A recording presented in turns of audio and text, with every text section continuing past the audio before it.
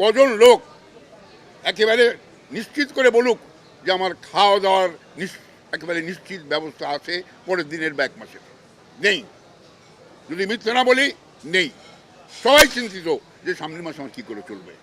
মিথ্যা কথা নয়, আমি জানছি আপনাদের মনে মনে যে কেমন কথা হচ্ছে। সবাই বলছে যে শহীদ ভাই ঠিক জায়গায় আঘাত করেছে। আমি জানি আজকে যদি আমি বাংলাদেশে থাকতাম, আমি নিশ্চিত বলতে পারতাম যে আমাকে হাত পেতে লোকের কাছে ভিক্ষা করে খেতে হতো, যে আমার বাড়িতে খাওয়া নেই, বই বাচ্চাকে খাওয়া দিতে পারছি না, আমাকে টাকা দেন। তার থেকে বাঁচার জন্যে আজকে বিভিন্ন শিল্পী বিভিন্ন রাস্তা দেখছে।